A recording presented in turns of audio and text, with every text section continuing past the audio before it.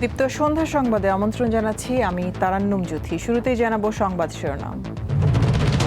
বৃষ্টির মধ্যে এইচএসসি পরীক্ষা নেয় সারা দেশে বিক্ষোভ। সংসদে পরিস্থিতির ব্যাখ্যা দিলেন শিক্ষামন্ত্রী। হরমুজে ইরানি জাহাজে যুক্তরাষ্ট্রের নৌ অবরোধ, অন্য জাহাজ থেকে টোল নেওয়ার ঘোষণা ট্রাম্পের। বিশ্বকাপের প্রথম সেমিফাইনালে রাতে মুখোমুখি হবে ফ্রান্স ও স্পেন। ডালাসে ম্যাচ শুরু রাত 1টায়।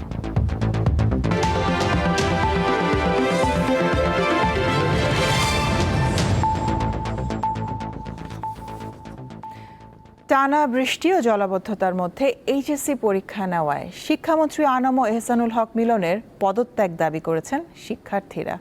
আজ রাজধানীতে রাস্তা অবরোধ করে বিক্ষোভ করেন তারা। বিষয়টি জাতীয় সংসদে উত্থাপিত হলে মন্ত্রী বলেন, আবহাওয়া ভালো থাকবে তাকে এমনটি জানানোর পর পরীক্ষা বহাল রাখা হয়।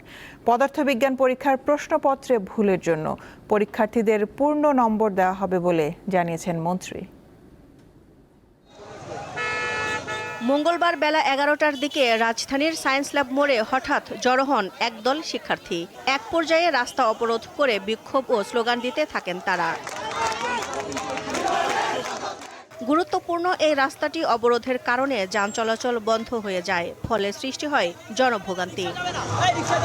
শিক্ষার্থীদের অভিযোগ, টানা ভারী বৃষ্টিতে রাজধানী সহ দেশের বিভিন্ন এলাকায় জলাবদ্ধতা তৈরি হয়। এর মধ্যে এইচএসসি পরীক্ষা হওয়ায় তাদেরকে চরম অসুবিধায় পড়তে হয়। জলাবদ্ধতা ও বন্যার সময় পরীক্ষা স্থগিত রাখার দাবি জানান শিক্ষার্থীরা। তারা মাঠ পর্যায়ে পর্যবেক্ষণ না করে এরকম একটা সিদ্ধান্ত তারা গ্রহণ করছে, এটার আমরা তীব্র নিন্দা জানাই। হাঁটু পরিমাণ কোমর পরিমাণ পানি পার হয়ে আমাদের এক্সাম দিতে হয়েছে।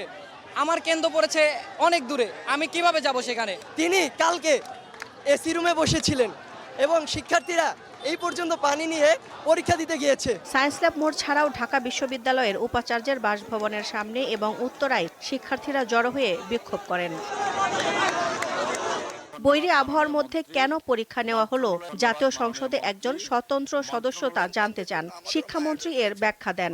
ওয়েদারম্যান, আমরা ব্রডকাস্টিং এর জন্য তাদের সাথে কথা বলেছি, তারা বলল যে বৃষ্টি হবে না, সেই কথাটি তারা বলেছে। বিকেল 5টা পর্যন্ত আমরা বসে থেকে সিদ্ধান্ত নিলাম যে সকলেই বলল যে ওয়েদার ভালো হবে, সেই জন্য আমরা পরীক্ষা রেখেছি। পদার্থবিজ্ঞান প্রথম পত্রের প্রশ্নপত্রে ভুলের বিষয়টি স্বীকার করেন শিক্ষামন্ত্রী। আমরা এসে কোনো কোশ্চেন তৈরি করতে পারিনি, বিগত গভর্নমেন্টের যে মডারেটর ছিল তারাই কোশ্চেন করেছে। তবুও আমরা তাৎক্ষণিকভাবে ঘোষণা দিয়েছি যে ফিজিক্সের 6 এবং 7 দুইটি কোশ্চেন ভুল হয়েছে, সেটাকে আমরা ফুল ক্রেডিট দিয়ে দেব, সেটা আমরা বলেছি। দিলশাদানি, দীপ্ত সংবাদ, ঢাকা। এদিকে ঢাকার বাইরেও দেশের বিভিন্ন স্থানে বিভিন্ন জেলায় বিক্ষোভ করেছে শিক্ষার্থীরা। দুপুরে রাজশাহী শিক্ষা বোর্ডের প্রধান ফটকের সামনে অবস্থান নিয়ে বিক্ষোভ করেন এইচএসসি পরীক্ষার্থীরা। পরে একটি বিক্ষোভ মিছিল মহানগরের লক্ষ্মীপুর হয়ে সিএনবির মোড়, জাদুঘরের মোড় হয়ে সাহেববাজার 0 পয়েন্টে এসে অবস্থান নেয়। দিনাজপুরের ফুলবাড়িয়া বাসস্ট্যান্ড এলাকায় রেল লাইন অবরোধ করে বিক্ষোভ কর্মসূচি পালন করেছে শিক্ষার্থীরা। এ সময় শিক্ষার্থীরা রেল লাইনের দুই পাশে লোহার ব্যারিকেড ফেলে ট্রেন চলাচল বন্ধ করে দেয়। এই সময় বিভিন্ন স্লোগান দিয়ে শিক্ষামন্ত্রী পদত্যাগ দাবি করে শিক্ষার্থীরা। বগুড়ার সাতমাথায় বিভিন্ন কলেজের শিক্ষার্থীরা জড়ো হয়ে সড়ক অবরোধ করে।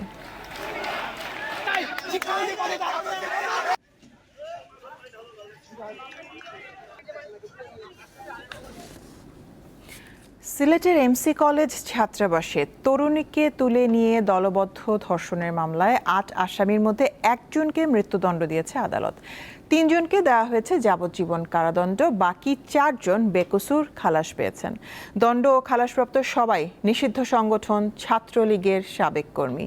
দুপুরে সিলেটের দ্রুত বিচার ট্রাইব্যুনালে বিচারক স্বপন কুমার সরকার এই রায় দেয়। 2020 সালের 25 সেপ্টেম্বর রাতে সিলেটের এমসি কলেজ ছাত্রাবাসে স্বামীকে আটকে রেখে এক তরুণীকে দলবদ্ধভাবে ধর্ষণের ঘটনা ঘটে। এই ঘটনায় ভুক্তভোগীর স্বামী শাহপরান থানায় 6 জনের নাম উল্লেখ করে এবং 2 জনকে অজ্ঞাতনামা আসামি করে নারী ও শিশু নির্যাতন দমন আইনে মামলা করেন।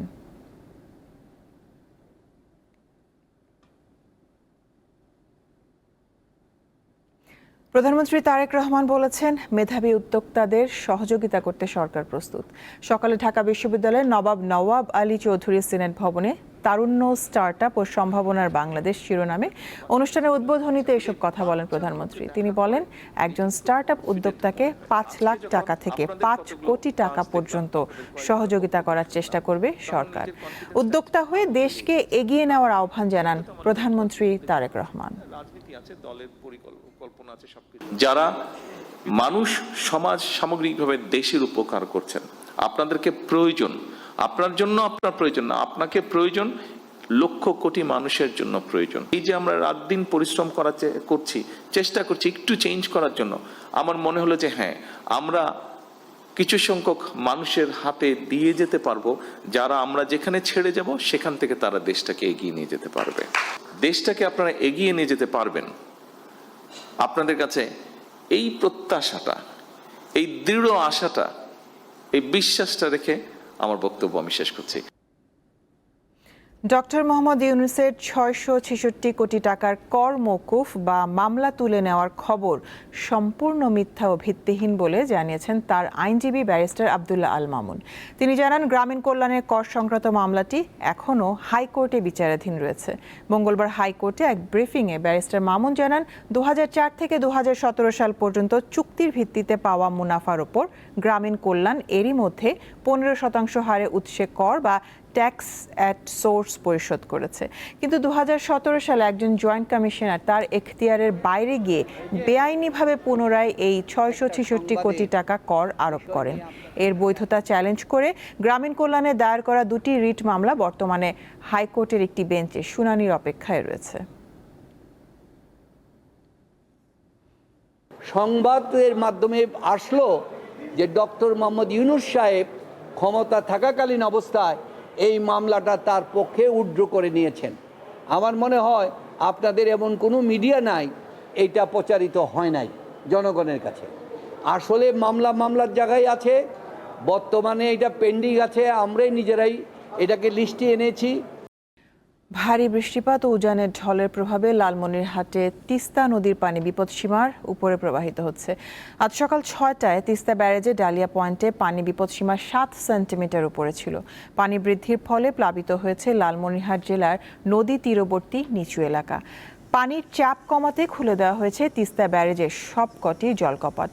এছাড়া বন্যা পূর্বাভাস ও সতর্কীকরণ কেন্দ্র জানিয়েছে, আগামী ২৪ ঘন্টায় রংপুর বিভাগের উজানে ভারী থেকে অতি ভারী বৃষ্টিপাত হতে পারে। এদিকে ভারী বর্ষণ আর উজান থেকে নেমে আসা ঢলের কারণে নওগাঁর প্রধান দুটি নদীর পানি বৃদ্ধি পাচ্ছে। কুড়িগ্রামেও নদ নদীর পানি বৃদ্ধি পাচ্ছে। কাউনিয়া পয়েন্টে তিস্তার পানি বেড়ে বিপদসীমার ১৩ সেন্টিমিটার নিচ দিয়ে প্রবাহিত হচ্ছে। তলিয়ে গেছে নদী সংলগ্ন চর ও নিচু এলাকার রাস্তাঘাট, বসতবাড়ি ও ফসলি জমি। হবিগঞ্জে খোয়াই নদীর বাঁধ ভেঙে প্লাবিত হয়েছে অর্ধশতাধিক গ্রাম। ক্ষতিগ্রস্ত হয়েছে ঘরবাড়ি ও রাস্তাঘাট। তলিয়ে গেছে ধানের জমি, শাকসবজি ও মাছের ঘের।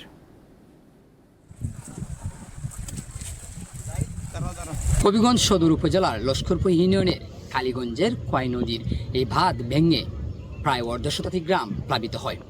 গত ৩ দিন ধরে সাধারণ মানুষ ভোগান্তি পোহাচ্ছেন। বন্যার পানিতে তলিয়ে গেছে অর্ধ লক্ষাধিক মানুষের ঘরবাড়ি। বিশেষ করে যত দিন অতিবাহিত হচ্ছে ক্ষতির পরিমাণ ততই বাড়ছে। আমার গরু পান্নে ঘর গাঙ্গার বাঙ্গা দিছে, বাঙ্গায় আমার গরু ফিরে দিছে গিয়া মালচা বানা কিছু পার করছে, কিছু রয়েছে। নিজেরও ৪-৫টা ভিজে গেছিল, কিছু দিন ভিনুটা করছি, যেটা সব তা বুঝে গেছে ভাই। বাঙ্গা হাওনটা ওই বালো বেসনে দেয়া, ওই বাঙ্গাটা হইছে। ৪৭ বছরের জীবনে এই ধরনের পানি আমি দেখি নাই, এত পানির এত স্রোত এবং মানুষের ঘরের ভিতরে পানি উঠিয়া মানুষের যে কাঁচা ঘরগুলি ছিল এই কাঁচা ঘরগুলি বাইরে গেছে। ঘরের ভিতরে ঢুকতে পারি না, পানি গলা পানি। এখন আমি বেড়া দিয়ে দিতাম তফিক আল্লাহ আমার দিয়েছিল না, 2টা মেয়ে লই আমি অসাহার।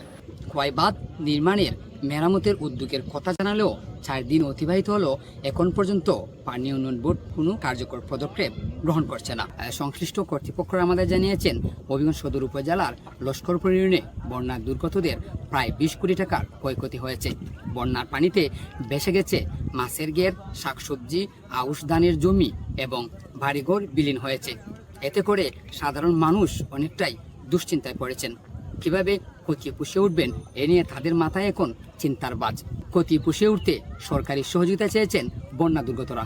আকলাস আহমেদ প্রিয়, দীপ্ত সংবাদ, হবিগঞ্জ। আন্তর্জাতিক প্রসঙ্গ। যুক্তরাষ্ট্রের সঙ্গে সাম্প্রতিক সংঘাতের জেরে হরমুজ প্রণালীতে ইরানের ওপর আবারও অবরোধ কার্যকরের ঘোষণা দিয়েছেন যুক্তরাষ্ট্রের প্রেসিডেন্ট ডোনাল্ড ট্রাম্প। পাশাপাশি এই পথে মালবাহী জাহাজের ওপর শতকরা 20% হারে টোল আদায়ের পরিকল্পনা করছেন তিনি। সোমবার নিজের সামাজিক যোগাযোগ মাধ্যম ট্রুথ সোশ্যালে দেওয়া এক পোস্টে এসব কথা জানান ট্রাম্প। তিনি বলেন, হরমুজ প্রণালীর অভিভাবক হিসেবে পরিচিত হবে যুক্তরাষ্ট্র। এই পথের নিরাপত্তা নিশ্চিতে যে ব্যয় হবে তা জাহাজগুলো থেকে আদায় করা হবে। এই ঘোষণা প্রত্যাখ্যান করে ইরানের বিপ্লবী গার্ড বাহিনী IRGC জানিয়েছে, হরমুজে অব্যাহত হস্তক্ষেপ বিশ্বের তেল ও গ্যাস খাতে বড় ধরনের বিপর্যয় ডেকে আনবে। এদিকে ইরানের কিশ দ্বীপ, কেশম দ্বীপ, বুশেহর ও বন্দর আব্বাসে হামলা চালিয়েছে যুক্তরাষ্ট্র। জবাবে কাতার, কুয়েত ও বাহরাইনে যুক্তরাষ্ট্রের সামরিক স্থাপনায় হামলা চালিয়েছে ইরান। এছাড়া হরমুজ প্রণালীতে সংযুক্ত আরব আমিরাতে 2টি ট্যাঙ্কারে IRGCর হামলায় একজন নিহত হয়েছে।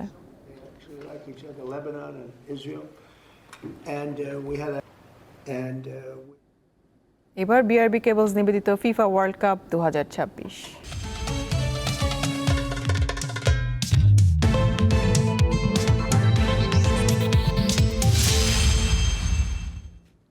বিশ্বকাপ ফুটবলের প্রথম সেমিফাইনাল আজ। বাংলাদেশ সময় রাত 1টায় ডালাস স্টেডিয়ামে মুখোমুখি হবে ইউরোপের দুই পরাশক্তি ফ্রান্স ও স্পেন। টুর্নামেন্টের অন্যতম দুই ফেভারিটের এই লড়াই ঘিরে ফুটবল বিশ্বে এখন তুমুল উত্তেজনা।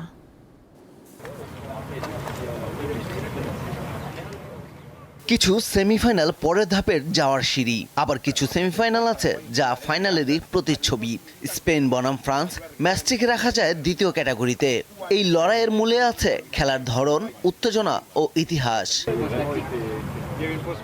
ফ্রান্স ও স্পেন ইউরোপের অন্যতম ফুটবল পরাশক্তি। শুধু মাঠের লড়াই নয়, খেলোয়াড়দের বাজার মূল্যের দিক থেকেও এটি হতে যাচ্ছে বিশ্বকাপ ইতিহাসের সবচেয়ে মূল্যবান সেমিফাইনাল। ক্লাব ফুটবলের সবচেয়ে দামি 5 ফুটবলারের 4 জনই খেলবেন এই সেমিতে।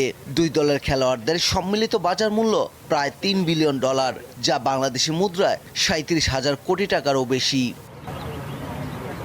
কিলিয়ান এমবাপ্পে দুর্দান্ত ছন্দে রয়েছেন। কোয়ার্টার ফাইনালে গোড়ালির চোট নিয়ে মাঠ ছাড়লেও সেমিফাইনালে তিনি খেলবেন বলে আশা করা হচ্ছে।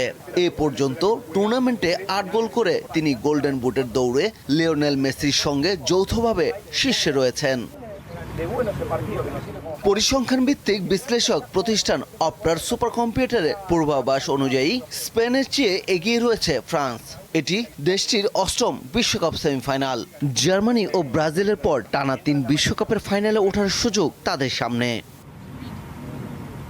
2022 বিশ্বকাপে জাপানের কাছে হারের পর টানা 14 ম্যাচ অপরাজিত রয়েছে লা রোহারা। এই সময়ে তারা মাত্র 5টি গোল হজম করেছে। 2010 সালের পর এবারই দ্বিতীয়বারের মতো বিশ্বকাপের সেমিফাইনালে উঠেছে স্পেন।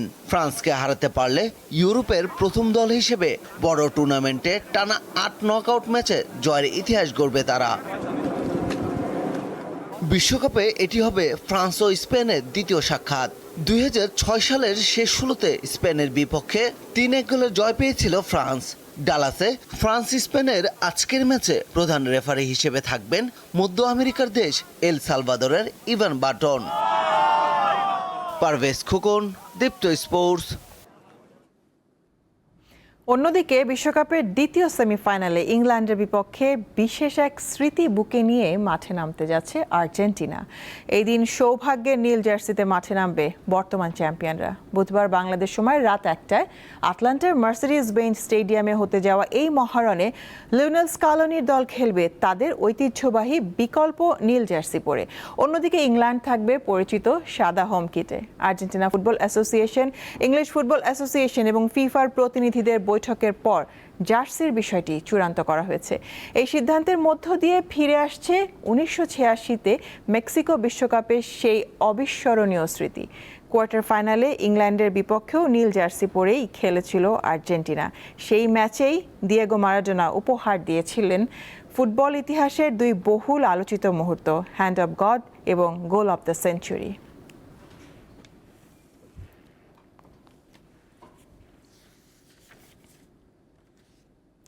শেষ করব সন্ধ্যার সংবাদ, শিরোনামগুলো জানাবো আরও একবার। বৃষ্টির মধ্যে এইচএসসি পরীক্ষা নেয় সারা দেশে বিক্ষোভ, সংসদে পরিস্থিতির ব্যাখ্যা দিলেন শিক্ষামন্ত্রী। হরমুজে ইরানি জাহাজে যুক্তরাষ্ট্রের নৌ অবরোধ, অন্য জাহাজ থেকে টোল নেওয়ার ঘোষণা ট্রাম্পের। বিশ্বকাপের প্রথম সেমিফাইনালে রাতে মুখোমুখি হবে ফ্রান্স ও স্পেন। ডালাসে ম্যাচ শুরু রাত 1টায়।